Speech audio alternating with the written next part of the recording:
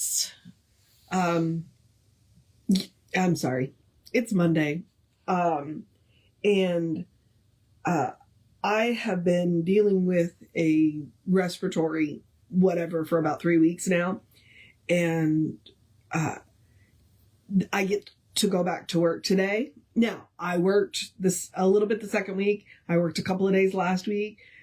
But my brain just went off on the, oh, you're late. Oh, you've forgotten how to do everything. Oh, yeah. Like I had nightmares all night last night. And I'm just like, really?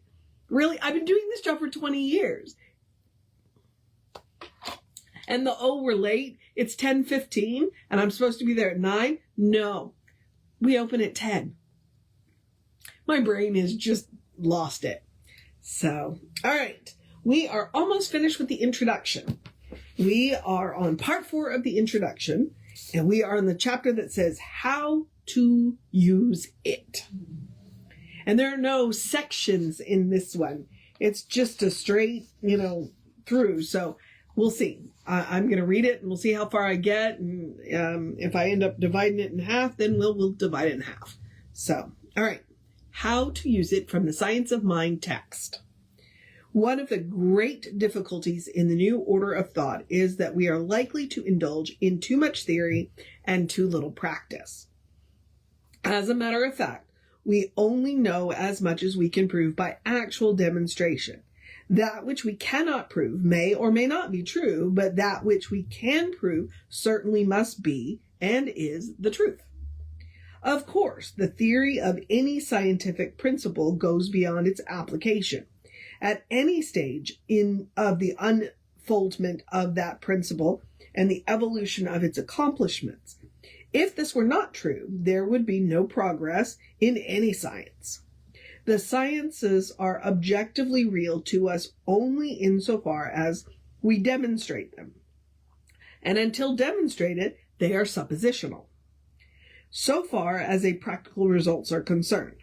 If there is any field of research where the practical application is necessary, it is in the metaphysical field. The reason being that the principles of metaphysics seem less tangible to the average person than does the principle of other sciences. As a matter of fact, all principles are as intangible, but the world at large has not yet come to consider the principle of mental practice in the same light that it considers others given principles of life and action. Its apparent intangibility is lessened whenever and wherever anyone actually demonstrates the supremacy of spiritual thought force over apparent material resistance. It is easy enough to rush about shouting that there are no sick people, but this will never heal those who appear to be sick. It is easy to proclaim that there are no needy. Anyone can say this, whether they be wise or otherwise. But if we are to prove such statements to be facts in our experience, we shall be compelled to do more than announce a principle, no matter how true it may be. There is no doubt about the immutability and the availability of the law.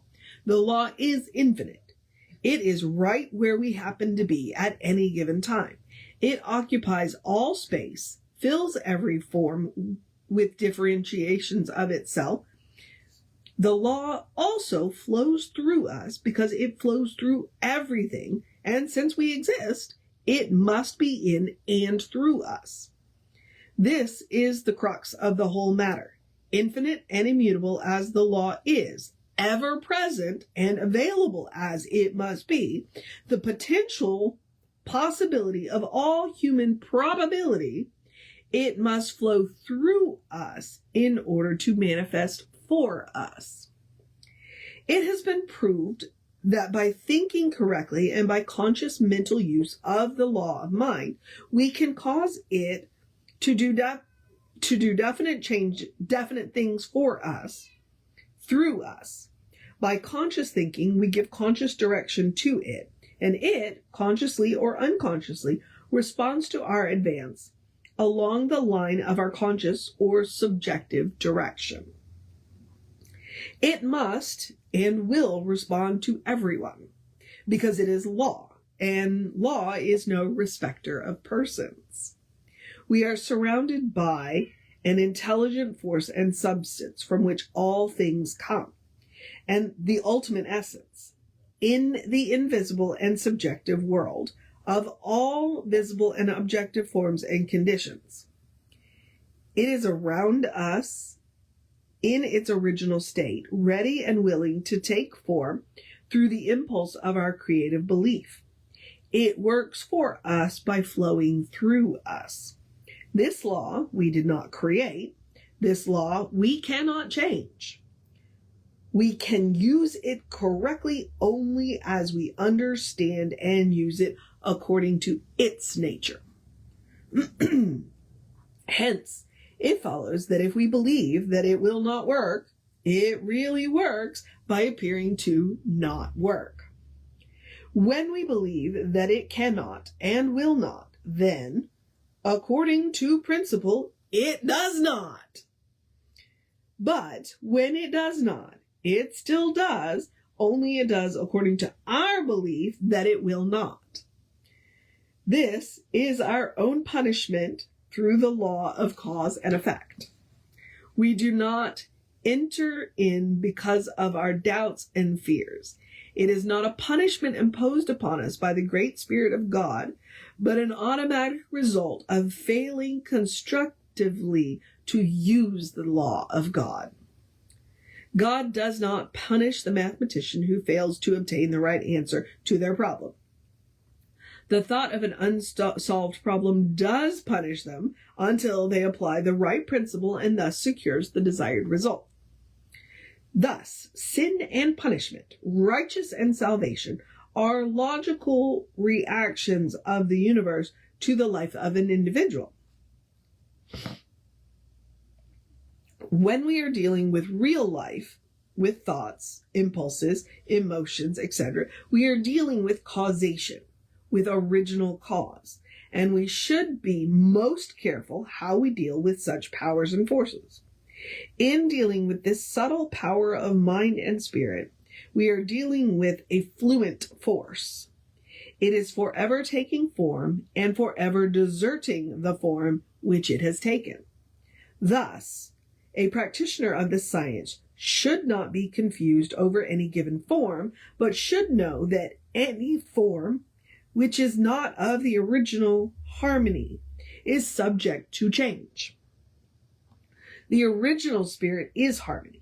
It is beauty and truth, and everything that goes with ultimate reality. The universe is not divided against itself. We should learn to control our thought processes and bring them into line with reality. Thought should tend more and more towards an affirmative attitude of mind that is positive, stable, and above all else, towards a real unity with spirit that is already complete and perfect. We should be able to look a discordant fact in the face and deny its reality, since we know that its seeming reality is borrowed from illusion, from chaos and old night. Our standard is one of perfection. Be ye perfect, even as your God, which is in heaven, is perfect. That's Matthew 5:48. We should be able to look at a wrong condition with the knowledge that we can change it. The realization that we have this ability must be gained by the application of our knowledge.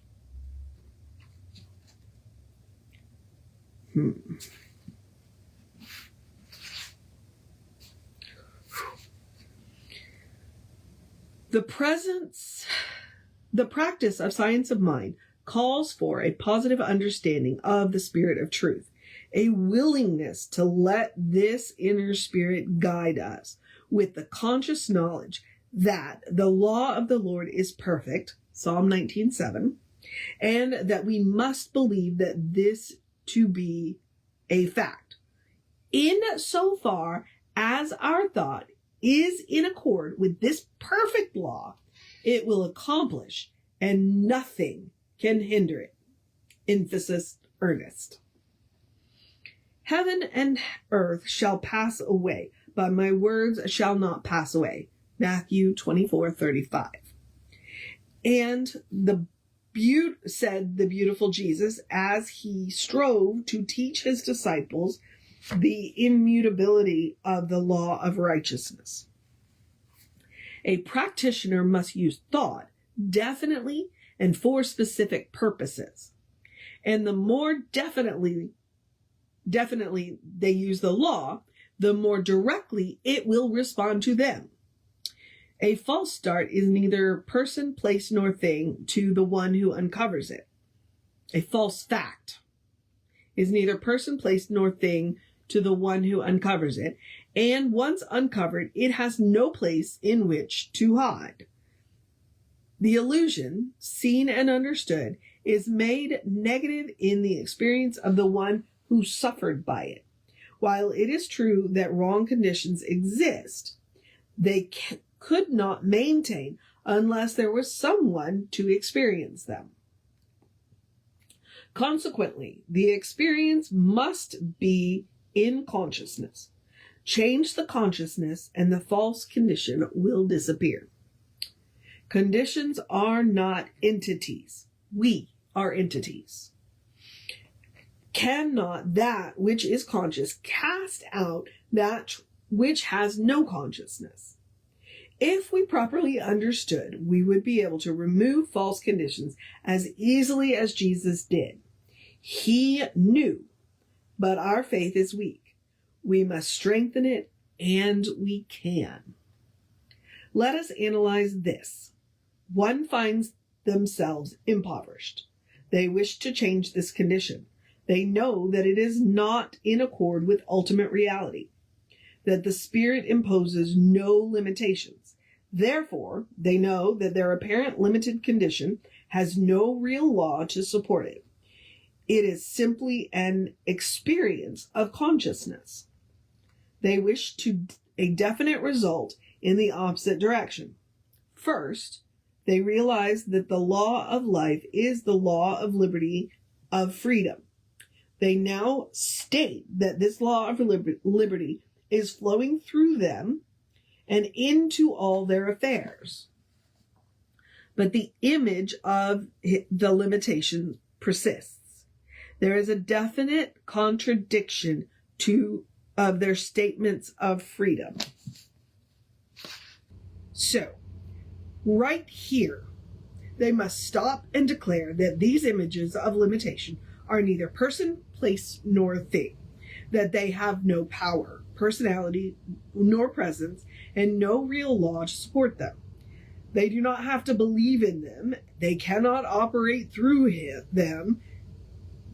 They are free from their influence forever. They then begin to fill their thoughts with the idea of faith, the expectancy of good, and the realization of plenty. They sense and mentally see right action in their life.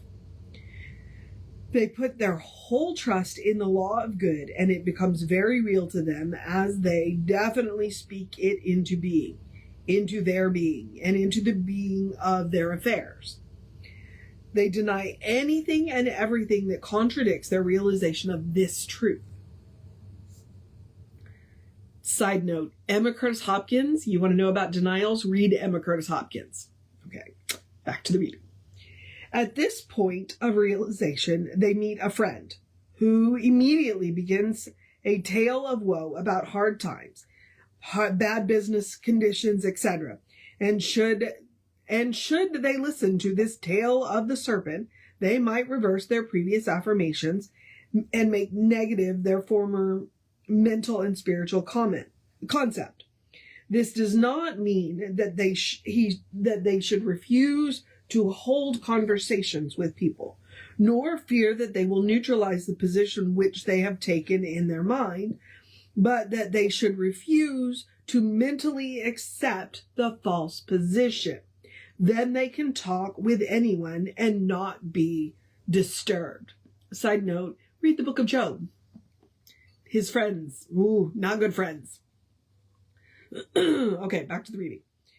The time will come when we will let our conversation be in heaven and refuse to talk about, read, or think about those things that ought not to be. But someone will say, should we refuse to look at sickness, poverty, and unhappiness? This is not what we are discussing. We will not refuse to help the helpless or lift up the fallen, but we will refuse to wallow in the mud because of our sympathies. And if the blind lead the blind, both shall fall into the ditch. Matthew 15:14. Of all of the people in the world, the ones who have come the nearest to touching the seamless garment of truth have been the most sympathetic and the greatest lovers of the race, the greatest lovers of humanity. Jesus said, "And I, if I be lifted up, not dragged down, will draw all people with me." John 12:32. We are in a world and of it, and it is good that it is so. The world is all right when we view it correctly. Who knows what would transpire if all people would speak the truth? It has never yet been tried, but let not the mouth of the profane hinder those who would enter, thereby keeping them from entering. The world has never yet followed the simple ethics of Jesus, yet it is loud in its proclamation that it is Christian. This statement is not written in a spirit of controversy. It is one of conviction, and will make its appeal only to those who are convinced. A person convinced against their will is of the same opinion still. Let us return to the person who really wishes to demonstrate the supremacy of spiritual thought force over apparent material resistance. Let us put their treatment in the first person, impersonating them for the purpose of clarity. I am a center of the divine mind, a point of God-conscious life, truth, and action. My affairs are divinely guided and guarded into right action, into correct results. Everything I do, say, or think is stimulated by the truth. There is no power in this word that I speak. There is power in this word that I speak because it is of truth and it is the truth. There is perfect and continuous right action in my life and affairs. All belief in wrong action is dispelled and made negative. Right action alone has power, and right action is power, and power is God, the living Spirit Almighty. This Spirit animates everything that I do, say, or think. Ideas come to me daily, and these ideas are divine ideas. They direct me and sustain me without effort. I am continuously directed. I am compelled to do the right thing at the right time, to say the right word at the right time, to follow the right course at all times. All suggestions of age, poverty, limitation, or unhappiness is uprooted in my mind and cannot gain entrance to my thought. I am happy, well, filled with perfect life. I live in the spirit of truth and am conscious that the spirit of truth lives in me. My word is the law unto its own manifestation and will bring to me or cause me to be brought to its fulfillment. There is no unbelief, no doubt, no uncertainty. I know, and I know that I know. Let every thought of doubt vanish from my mind, that I may know the truth, and the truth may make me free. The truth is instantaneous in its demonstration, taking only such time in its unfoldment as is inherent in the law of a logical and sequential evolution. In this invisible law of unfoldment, we must come to trust. And although we do not see the way, we must believe that the way is and is operative. We must trust the invisible, for it is the sole cause of that which is visible. Things which are seen were not made of things which do appear. Hebrew 11:3. Healing and demonstration take place as our minds become attuned to the truth of being. There is no process of healing, but there is generally a process in healing. This process is the time and effort which we undergo in our realization of the truth. The one who wishes scientifically to work out their problems must daily take the time to meditate and mentally treat the condition, no matter what the apparent contradictions may be. They are working silently in the law, and the law will find an outlet through their faith in it. This law is the law which puts the act into all action. It is the invisible actor working through us working through us to will and to do.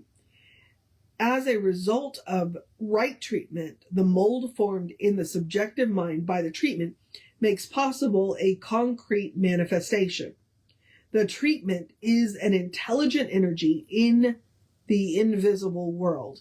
It is a spiritual entity working through the law of mind, and it is an actual force now consciously directed. Therefore, it is an actual force now consciously... I think I reread the line there. It is an actual force now consciously directed. Therefore, it must produce specific results.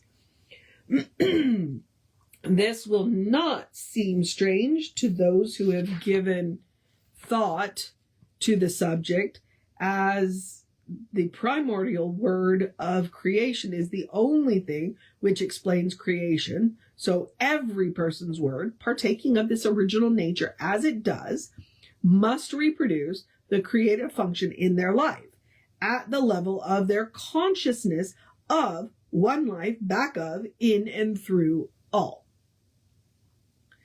A treatment is a spiritual entity in the mental world and is equipped with power and volition, as much power and volition as there is faith in it, given to it by the mind of the one using it.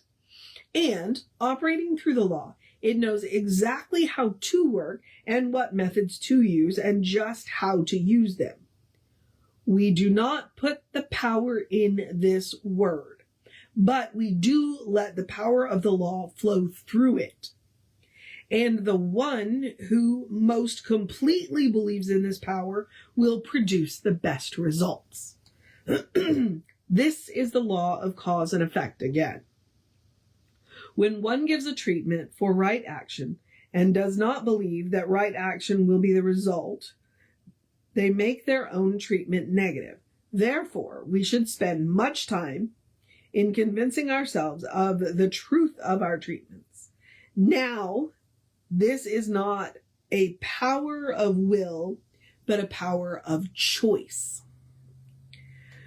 We do not put the power into the treatment, and we will take out of the treatment only as much as we believe in it. Emphasis earnest. If one doubts their ability to give an effective treatment, they should specifically treat themselves to remove this doubt.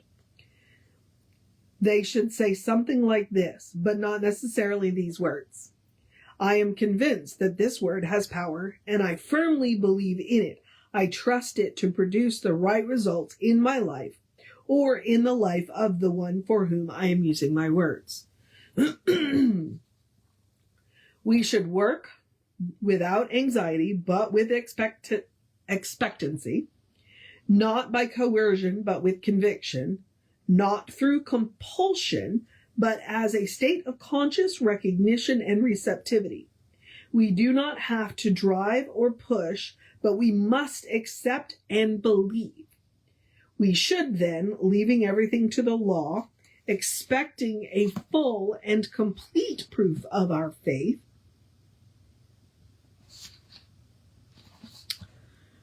we should not be disappointed nor chagrined, for the law is our faithful servant. One should treat any given proposition until they prove their principle, no matter how long it takes. We should treat until we get results, until there comes into our objective experience the actual outpouring of our subjective words. When working for someone else, speak the name of this person into mind, then proceed with the treatment. Should someone come to you with the question, "Am I too old to find my rightful place?" what are you as a practitioner to reply? You explain that there is no recognition of age in the truth, that everyone has their place in truth, and that God does not withdraw itself from us at a certain age, for God is omnipresent. In this presence, every being is fully provided for at every age. A practitioner consciously removes the apparent obstruction and leaves the field open to a new influx of spirit. They resolve things into thoughts, dissolve the negative appearance in the condition by recognizing only perfection. The practitioner must know and must state that there are no obstacles in the pathway of truth. Emphasis earnest. He must know that they must know that their word, being the activity of truth, removes all obstructions from the pathway of their patient or the one for whom they are working. If the obstruction is the result of a hangover of belief from past years, the practitioner must know that no past mistakes can hinder or obstruct the flow of divine intelligence through God's ideas, which is perfect person, manifesting the attributes of God in freedom, happiness, activity, and power, and that this truth is now made manifest in their life. The patient should try to be receptive, not to the will of the practitioner, but to the purpose of the universe. That is, the patient should expect results and should be willing to give up anything and everything that would hinder the demonstration. Perfect belief is the beginning and the end of all good mental work. The mental attitude of the practitioner is one of denial towards every false condition that opposes the principle of life as the one of absolute perfection. God's world is perfect, and this is the principle we have to demonstrate. Spiritual things must be spiritually concerned, and when we are ready and willing spiritually to discern, we shall find a ready response from the invisible into the visible. Let us do our work conscientiously and thoroughly, and leave the results to the law, which is perfect. A new light is coming into the world. We are on the borderlands of a new experience. The veil between spirit and matter is very thin.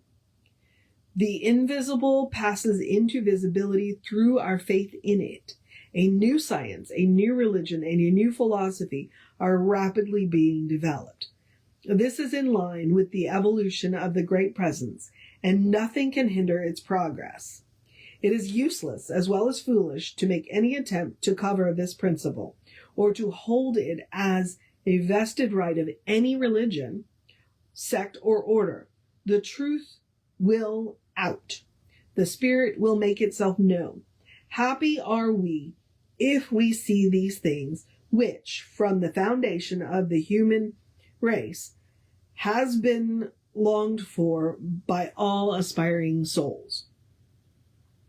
True thought deals directly with the first cause, And this science is the study of the first cause, spirit or the truth, the invisible essence, the ultimate stuff, and intelligence from which everything comes, the power back of creation, the thing itself.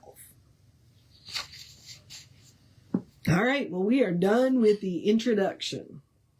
That's why you can see why Ernest didn't want to start a religion. He believed this is more of a philosophy. It's like Buddhism. It's a way of life. It's not a religion.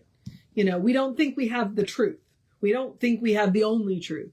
We just have kind of figured out, hey, you know what? It works when we live this way. And so we're not running around telling anybody else that they're wrong. We're just saying, hey, have you tried this? It's kind of cool. You know, it's like we're kids with new toys. It's like we want to share the new toy with everybody. So Science of Mind isn't a religion. It isn't. It's definitely more of a philosophy. It's a way of moving through the world. So, all right. So, we will start tomorrow with part 1, the nature of being. And we are going to go from there. So, it's going to be a grand adventure. I'm already enjoying this. It's like I've read this book, and I've read this book multiple times, and I've read bits and pieces of the book. But to like actually sit down and read it cover to cover, I don't think I've ever done that. So I hope you're enjoying the journey with me. All right. Just a couple of housekeeping things just to let you know. We are Creative Life Spiritual Center, Creative Life Spark. And I am the Running Rev Ryan on the social medias that I am on. I do encourage you to go and like and follow and share and subscribe and do all that stuff. It's an easy way that you can support us, and it didn't cost you anything but a click. If you want to know what's going on with the center, you've got 2 ways to do that, outside of all the social media, because we do try and put what we're doing up on the social media. Because we have a soul session coming up that we're kind of excited about. We have, if you want to get on the Constant Contact, email info@creativelife.org. The Constant Contact, you get the email once a week. The hot links are hot. If it says click here now, it'll either take you right to the information or to the person that can help you get. We also, our website is back up, so you can also go to creativelife.org.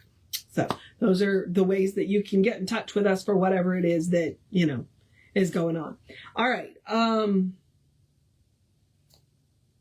Yep, I guess I'm at the part where I will encourage you to have a great day, a wondrous day, a fantastic day, a magical day, an enchanted day, a wonderful day, an awesome day, an amazing day, a drying out day, the humidity day, a dress for the weather day, because it's hot and sticky already. Yeah, I know where I live.